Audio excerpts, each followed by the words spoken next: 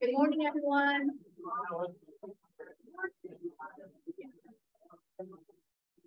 Good morning, everyone. Thank you. Hi, I'm Gina Denani. I'm the president of the Chamber's Downtown Council. Welcome to this program. Charlie Ingram is going to come up and say our pledge for us. With us. You all stand with me. I pledge allegiance to the flag of the United States of America, and to the republic that stands one nation.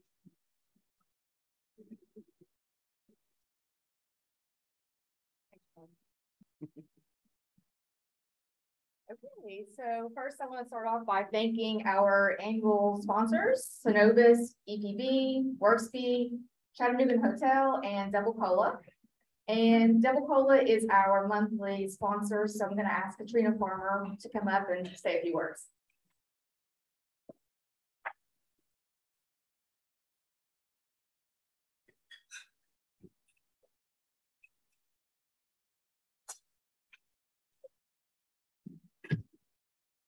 Good morning. I'm Katrina Farmer, the marketing manager for the Double Cola Company, and we're thrilled to partner with the Chamber on this event and would like to thank you all for being here. This year has been an exciting one for us as we celebrate our centennial anniversary. We kicked off our celebration in July with our 100 Days of Double Cola campaign, a series of events, sponsorships, and volunteer activities. To conclude our campaign, we have partnered with CoLab to put on this year's Will This Float event, which is being held on Monday, October 17th at Waterhouse Pavilion at 5:30. And I would like to invite you all to attend and partake in our ecosystem of entrepreneurship and innovation.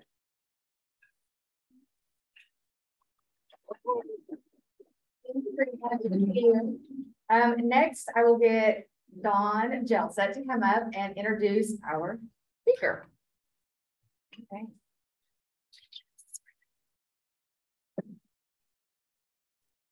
Sorry, y'all. We're recording this to go on to the Broad Street website. And so that's why the Zoom is up here a little bit different today.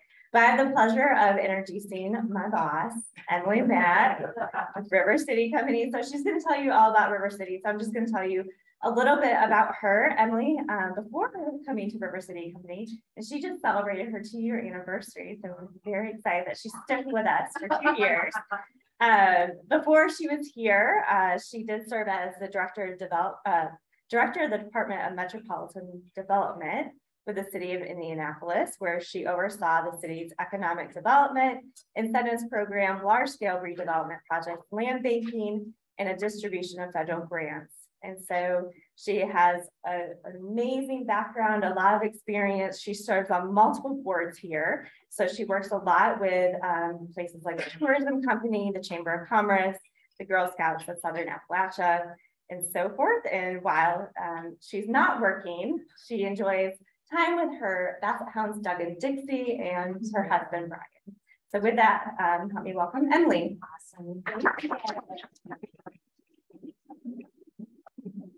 Hey. Well, good morning, everyone. It is so, oh my gosh, this is an amazing crowd for 8 o'clock on a Thursday morning. Thank you so much for inviting me this morning. And I thought I would start today by just reflecting a little bit on some completed projects.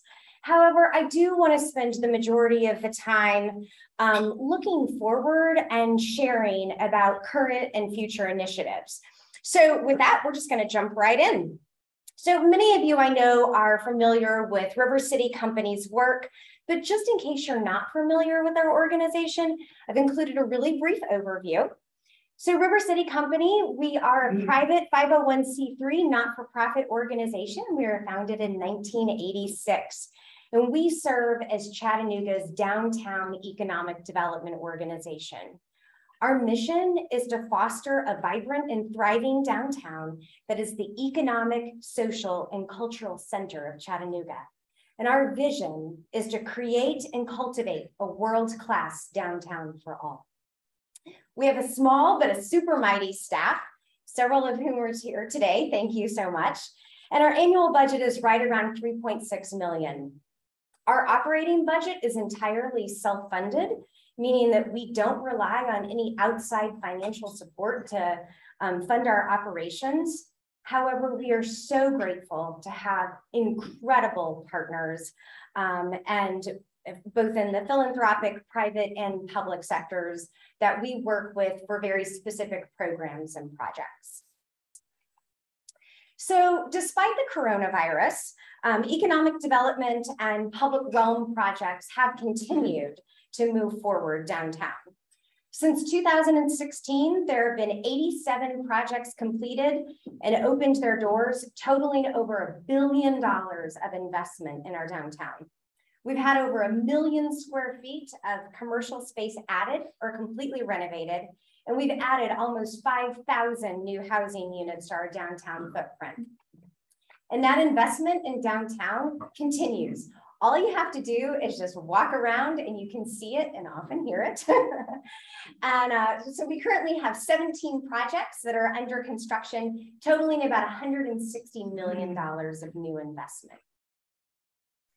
So in 2021, we wrapped up several stunningly beautiful public space projects, one of which is the Walnut Street Plaza. And I'm hoping that everybody has enjoyed this renovated public space. The plaza was formally opened last summer, and it represents about a $3 million investment in this signature space. And another public realm project that is in the heart of downtown is PATTEN Parkway, which received a $5 million makeover.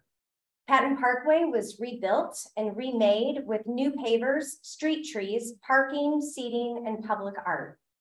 And the new design is reflective of PATTEN Parkway's past as a market square, but it accommodates today's public space uses for festivals and small concerts and a wide variety of programming and activation.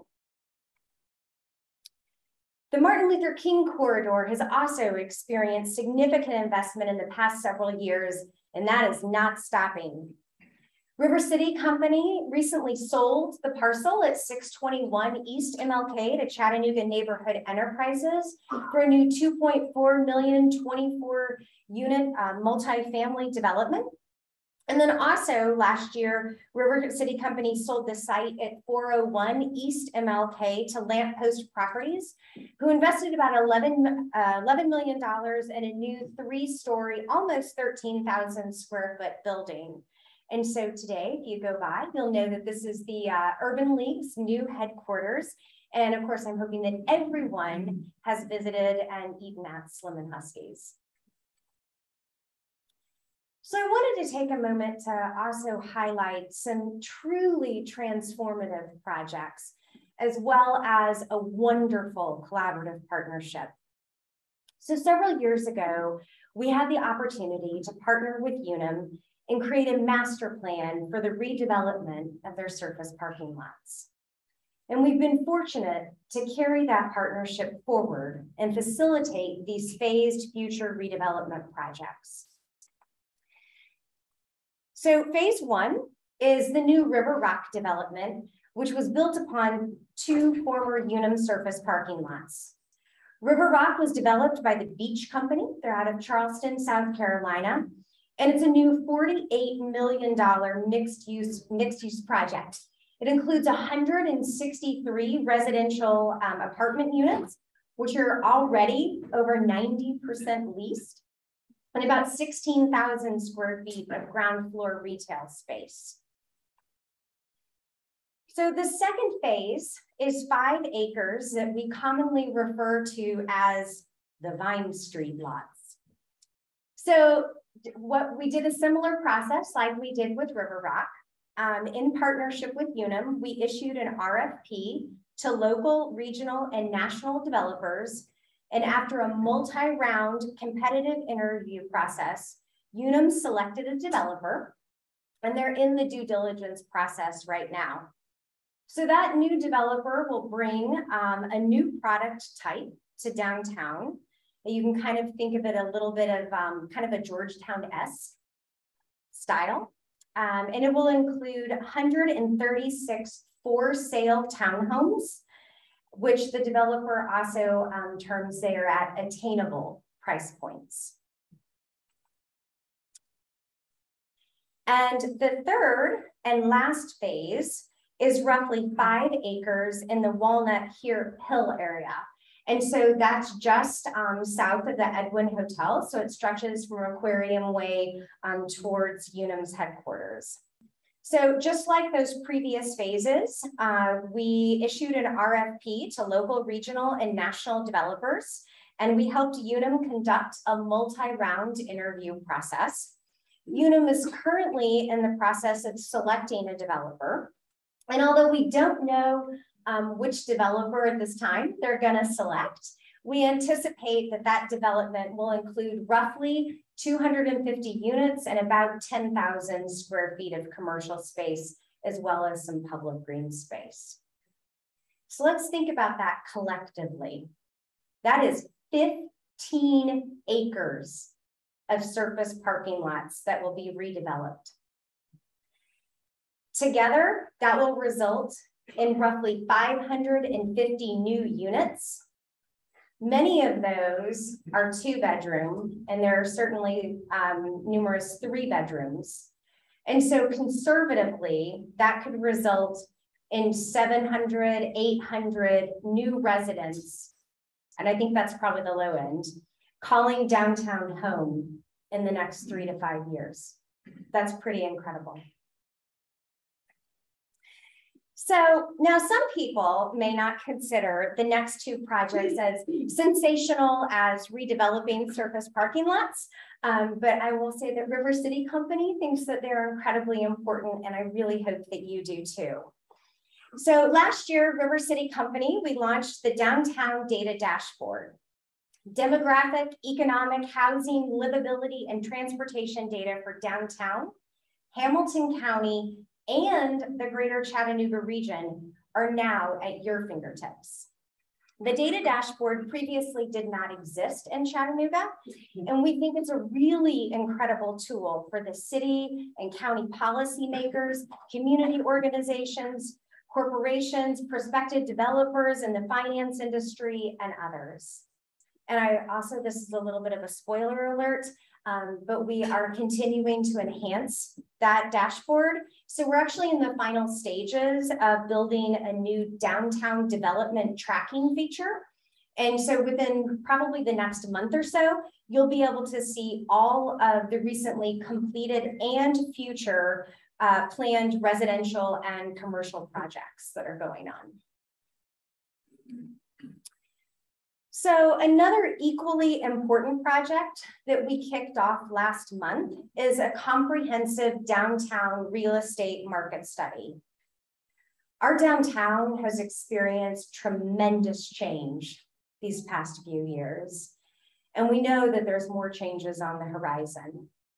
So to help us understand our existing conditions, the market demand, absorption, and future development opportunities, River City Company engaged RC Elko real estate consultants to conduct a thorough analysis for us.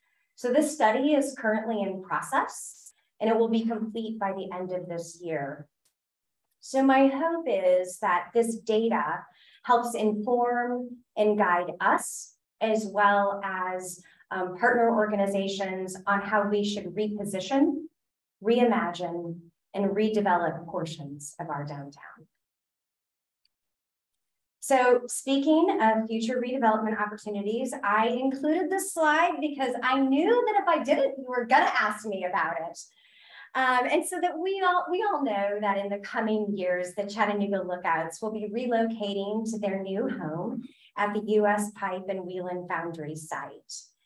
And while that development will breathe new life into a largely vacant, underutilized former brownfield site, it also gives us as a community the opportunity to re-envision and reposition Hawks Hill. So in the coming months, we'll start the process of bringing together our Chattanooga community to develop a comprehensive long-term vision for the site to guide future development.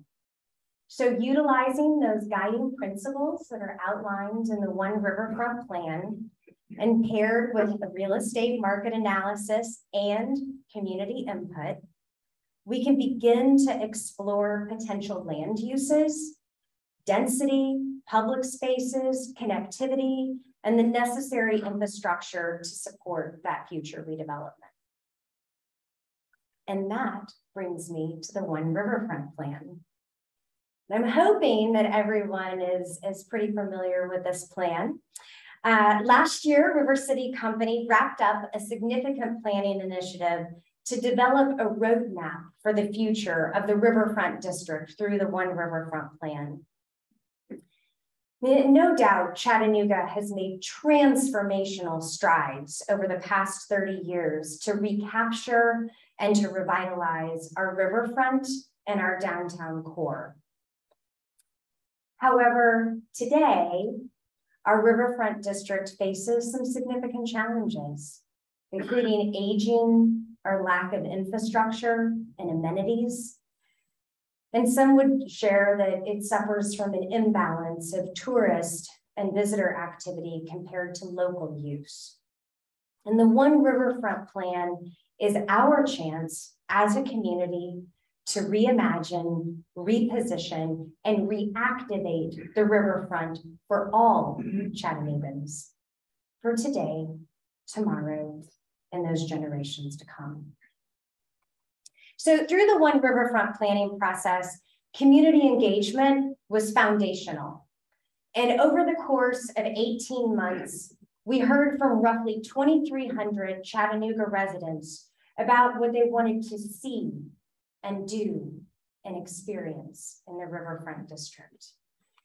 And so we came together as a community and we collectively developed 4 aspirations and 8 strategies to achieve that shared vision. And those 4 aspirations include activating the riverfront, creating a place for all Chattanoogans, to develop a greater sense of place, and to strengthen connectivity to the riverfront. And to achieve those 4 major goals, we developed 8 implementation strategies, which I'm going to briefly touch on. So through the One Riverfront planning process, one of the most overwhelming community desires was to improve the level of comfort and activity throughout our riverfront parks. So the plan proposes reinvesting in and evolving our parks so that they're more comfortable and exciting for daily use, including shade and comfortable seating, landscaping, and public art. And in addition, we believe that it's essential that we create a nucleus of energy and activation and programming and bring our residents back to the Riverfront District. It has the opportunity to once again be the premier gathering place for our Chattanooga community. So in addition to large events and concerts, the Riverfront District should have a variety of diverse and local programming that represents the full spectrum of our community's interest and audiences. The next strategy is to build inclusively. And when we plan for and redevelop areas in the Riverfront District, we must do it for our people, for our residents and our businesses. So the plan recommends a mixture of housing at a variety of income levels, as well as providing ways for local and minority-owned businesses to be located in the district. So another sentiment that residents frequently shared was a desire for more restaurant and retail and entertainment options along the river, or more front doors. So we believe that there's an opportunity to activate some of those quiet corners and surface parking lots with new places to eat, drink, and socialize, including new mixed-use residential, retail, and restaurant spaces. The Tennessee Aquarium is one of our city's and our region's greatest assets. And we'd love to elevate it even further by creating a signature public space that is robustly welcoming and a destination for visitors and residents, while also serving as this beautiful connective tissue in the heart of the district. And while the aquarium's plaza is an incredible public space, the reality is it's now 30 years old. And some might argue that it's been loved to death. So while still respecting the history and the original design intent of that space, the One Riverfront plan hopes to evolve that space to meet today's needs. And while using the Tennessee Aquarium as our anchor, we'd like to build upon that civic spine of Broad Street, turning it into a signature public street that supports existing businesses and future redevelopment. And I'm going to touch on that in a little bit more. So the last two strategies are fairly self-explanatory, and they're exactly what they sound like. Strategy 7 recommends refreshing the Tennessee Riverwalk, including refreshing and repairing some areas and adding improved wayfinding signage. And the last strategy is get your feet wet. And another theme that we commonly heard from residents throughout the planning process, besides the lack of shade and comfortable seating, is that you really can't connect to or get in the water from the South Shore.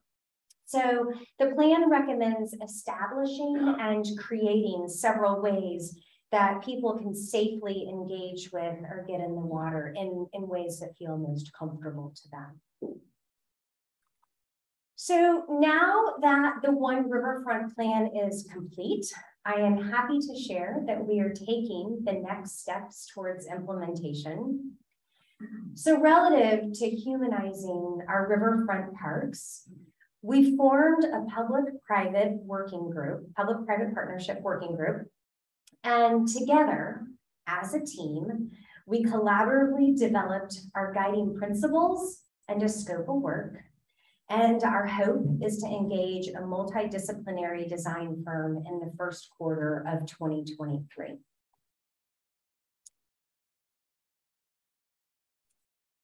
So another implementation step, we're taking the next steps, is reimagining Broad Street. So also during the One Riverfront planning process, our community voiced a strong desire to develop a comprehensive and visionary plan for Broad Street.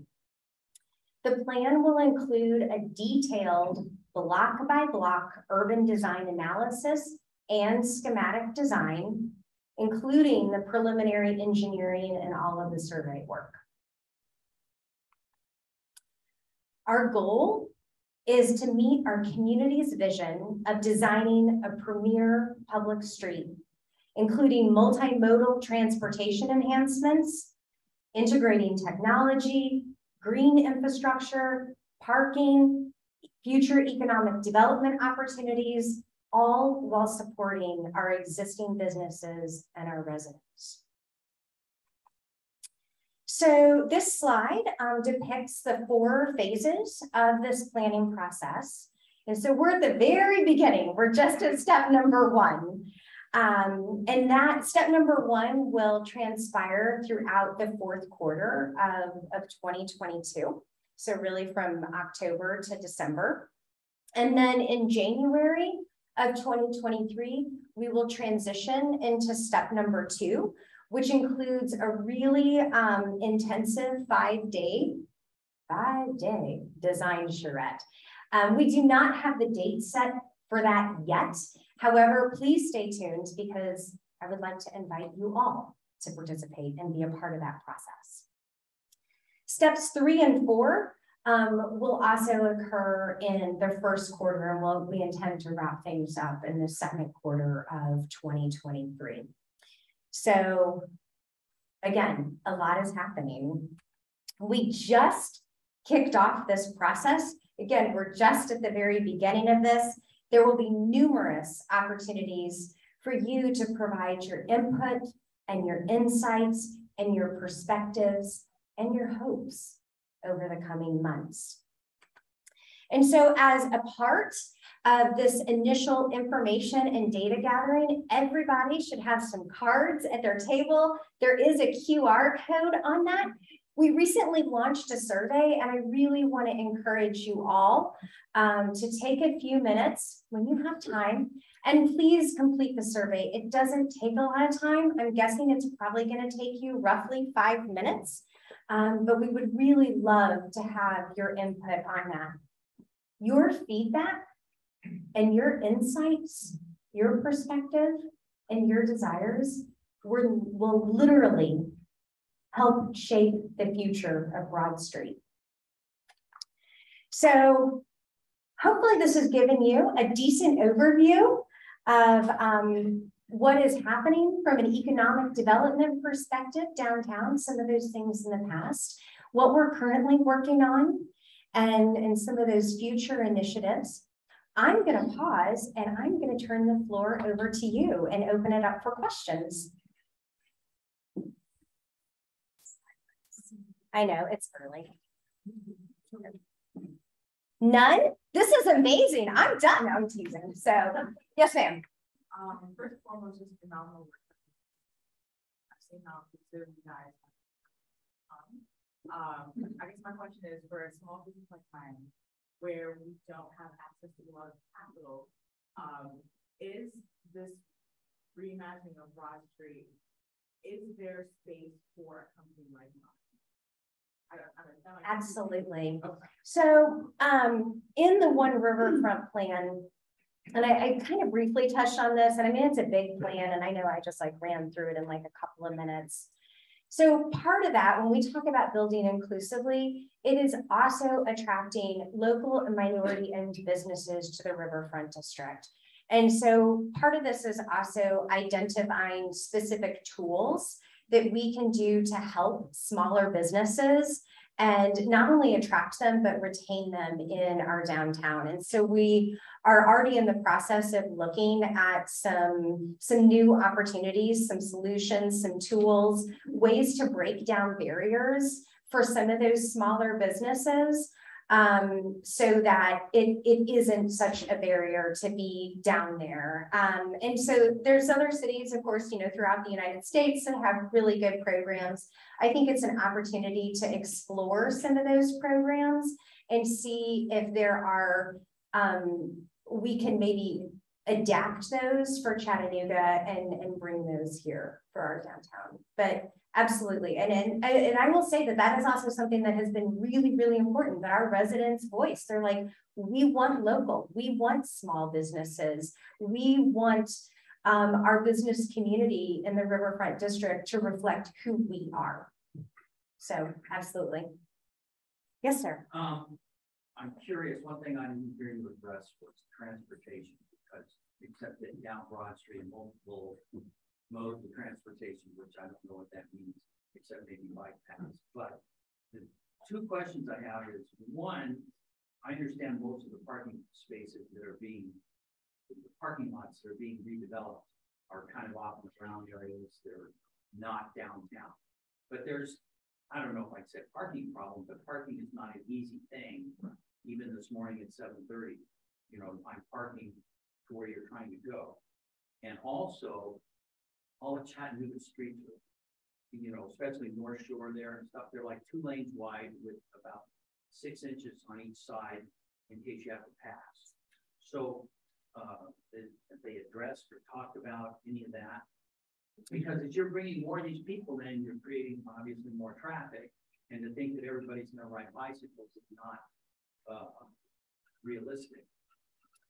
So I'm going to try to break this down into some categories. So when we say multimodal transportation, it means really accounting for all, as many as we can, all forms of transit, right? And so when we think about Broad Street, it does include vehicular traffic. It does include parking, right? Dedicated on-street parking.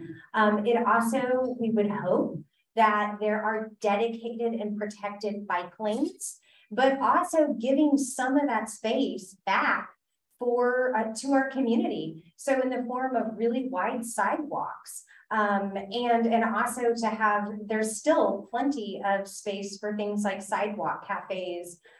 Broad Street is really broad. It is 120 feet wide. That is very wide for a city street. And so we believe that from a multimodal perspective, we can still accommodate public transit, vehicular parking, on-street parking, bike, micro transit. So, you know, potentially scooters, if that is something that our community is interested in, as well as certainly really creating a more pedestrian friendly area. So that's when we say multimodal, that's what multimodal means. I will also say that there was a parking study that was done several years ago, and we may look at updating that. So we actually have, that study came back and said that we actually have adequate parking. The challenge is that many people like to be able to park directly in front of where they're going. And they don't like to walk more than a half of a city block. And I would hope that we as Chattanoogans can do better than that.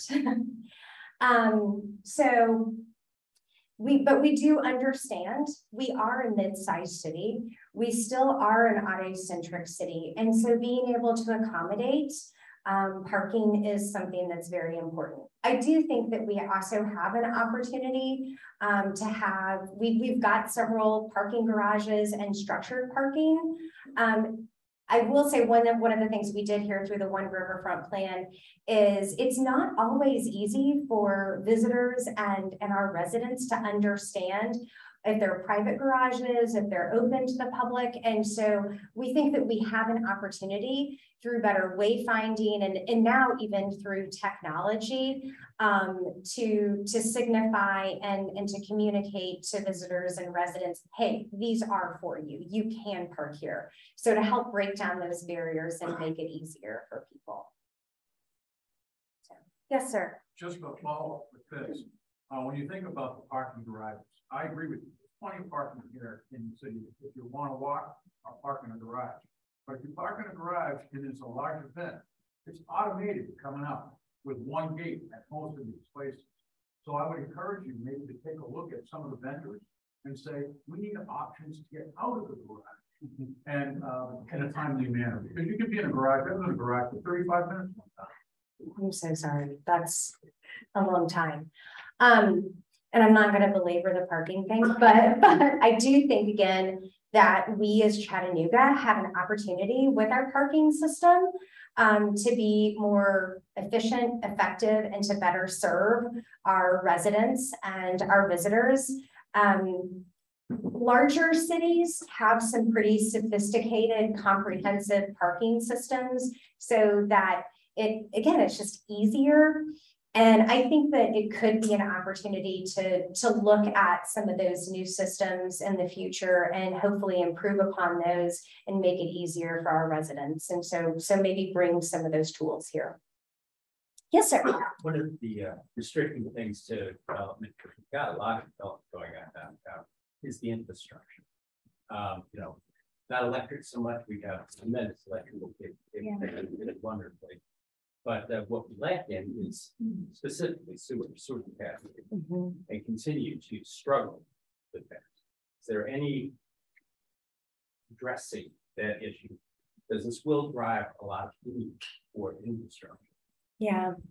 So we've kind of started touching on some of that with the Department of Public Works, and that was actually one of the things with Broad Street that we've started some of those preliminary conversations. And I actually mentioned this is like the non-sexy side of things, right? But we are also the Broad Street plan not only includes the 30% schematic design block by block, but we're also including the preliminary engineering and the survey work for these 7 city blocks. And again, it's not the super shiny side of things, but to help us understand not only what are those existing conditions, but to be candid, what infrastructure do we need to improve, replace, stormwater, sewer, those types of things. And we think that this could be an opportunity, hopefully, to start upgrading those systems. It's not going to solve everything, but we really do need to start planning for the future. And so again, I know that's like not the bright, shiny part of economic development, but what is under those streets has a tremendous impact on what can happen above it. And so we're very cognizant of that and already having those conversations with Public Works and also just even talking about a much broader area. So we have to start somewhere, and we need to start planning for that. Yes, sir. Good presentation. As you're redeveloping certain areas like Hawk Hill, for example, are we taking into consideration the historical significance of some of these areas to how to retain what's important from the past as you develop where we can? Absolutely. Honoring our history, I think, is very important. And I know that it's very personally important to me, and it is important to our staff. And so I think that if, you know, there are ways, whether that's through our built environment, whether that's through storytelling or other ways to honor our history and to share our story with our Chattanooga community so that our residents and our visitors understand what came before them, we absolutely must and should do so. I'll just piggyback to that because I think that the Walnut Bridge project, that area fulfilled all of that. It's beautiful public space, but it also shows, you know, a little bit of the darker history of Chattanooga and really, you know, what that area means, you know, from a historical aspect. That also was something, and to kind of touch on that, that through the One Riverfront plan, our residents shared was really important. So reflecting on our past and understanding who we are as a community, right? And our history, the good and the bad. And to be able to share and to tell that story is very important to our residents. And so that is part of the One Riverfront plan. So when we think about evolving our riverfront parks, when we think about opportunities for Broad Street, when we think about those opportunities for redevelopment, how do we incorporate that? And how do we share that and honor and respect who we are and where we came from? Anything else? Okay. Yes, ma'am. Yeah, no, it's great. I forgot what the name of the project was that you were talking about. A lot of these townhomes being built that were going to be affordable.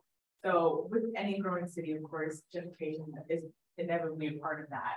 And I've seen from the standpoint of being an educator in Hamilton County, I've seen how Chattanooga has changed and how the demographics of the schools have changed because certain populations are being pushed out just because we can't afford. So when you had said affordability, you put it in air quotations. Who is it affordable for? Is it affordable for people coming in from California and are looking at these prices and saying, oh, this is great? Or is it affordable for someone who's an educator? You know, can I afford to live in downtown? Yeah. So I'm going to clarify something. So I didn't say the word affordable, I said attainable. So, and that is the developer's term, not my term. And so also to clarify, so they call it attainable. And is it attainable for us, everyone in this room? Maybe, I don't know. They're saying that I think they'll start in somewhere in the low to mid 300s. And then I think their largest product, which would be 3 bedrooms and a fairly, the most square feet, I think the max that they'll go up to is 500. That is not affordable for a lot of people. And I'm extremely cognizant of that. They are also doing this on their own and they're not getting any subsidies. So that's something that's, you know, that, and the reality is when we talk about affordable housing. And I always break this down into there's affordable housing that is often subsidized, right? And so that's things like CDBG and home funds and or other ways of financing and helping bring those price points down. And then there's also kind of what I call layman's affordable housing, where that developer is not receiving any incentives. So the new development that's being proposed on those 5 acres of the Vine Street lots, it's what the developer has termed as attainable. And that's what they call them. It is, I will say, compared to other for sale product in the downtown area, that is a substantially lower price point than you find in other areas. So I am glad to have that product. I do also think that as we think about the future, whether it's true like economic development, right, new construction going on, or adaptive reuse and conversion of existing buildings downtown, I think we've got some great opportunities for mixed use, mixed income in our downtown.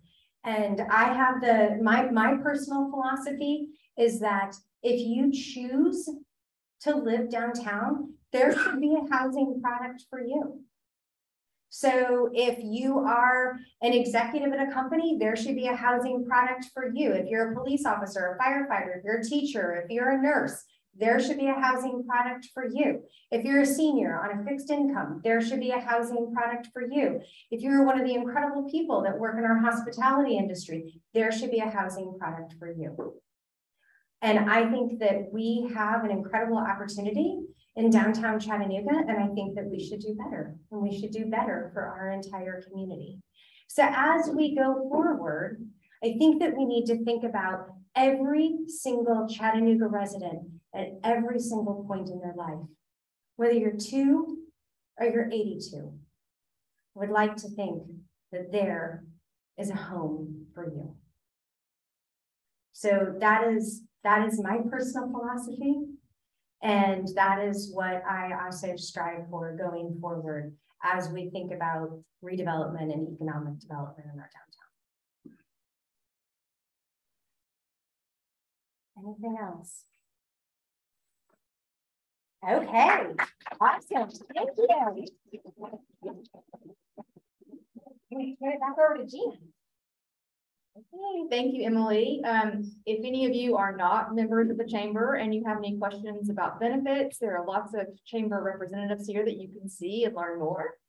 And our next meeting is November 3rd here, 7:30 to 9. And thank you all for coming.